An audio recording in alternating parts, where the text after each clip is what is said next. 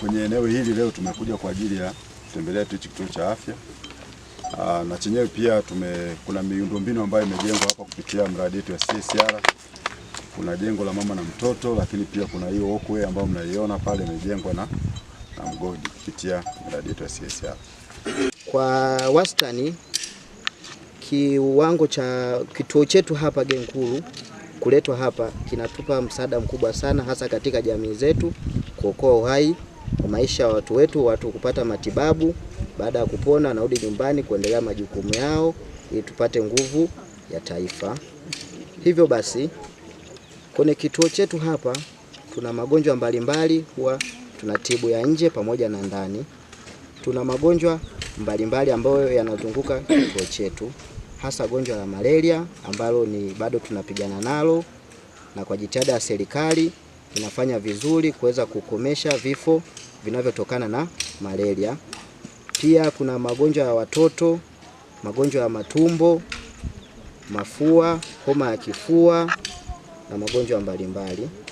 Kwa huduma za uzazi tumepiga hatua kubwa sana kwenye huduma ya uzazi, hasa kwa baba, mama na mtoto kama sera ya nchi inavyosema. Pia tuna wastani kwa mwezi kupata zaidi ya wazazi wanaokuja kujifungua katika kituo chetu, watu zaidi ya 46, na wakatoka salama pasipo shida yoyote. Niseme tu kwamba mradi mmoja mkubwa ni ule mradi wa maji ambao utazidi kupanuka zaidi, na tutaanzia kwenye kijiji kile cha Kiwanja. Kwa hiyo ni vizuri sana pia kwa vyombo vya habari na jukumu muhimu katika kuangazia mipango hii. Pamoja na mafanikio zipo bado changamoto. Mfano, nasema msimu huu wa mvua tumeanza kuona uvamizi ule ukirudi. Tunasema wale wahalifu ambao wanakuwa wanavamia mgodi mara kwa mara, wanapata mwanya specifically msimu huu wa mvua. Kwa hiyo mimi ningependa kuomba nyie waandishi wa habari kwa kutumia taaluma yenu tuendelee kuelimisha jamii kwamba vitendo vile sio sahihi.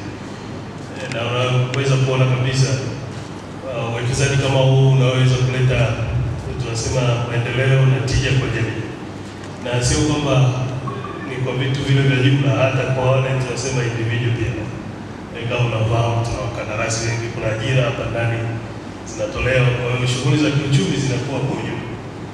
Kwa hiyo ni muhimu sana tuelimishe jamii kwamba vitendo vile vya kuvamia mgodi, mwingine kuharibu miundombinu ya mgodi sio vitendo sahihi.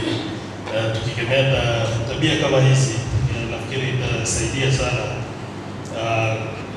kupunguza changamoto ambazo tunazipata kwenye uzalishaji wetu kwa ujumla.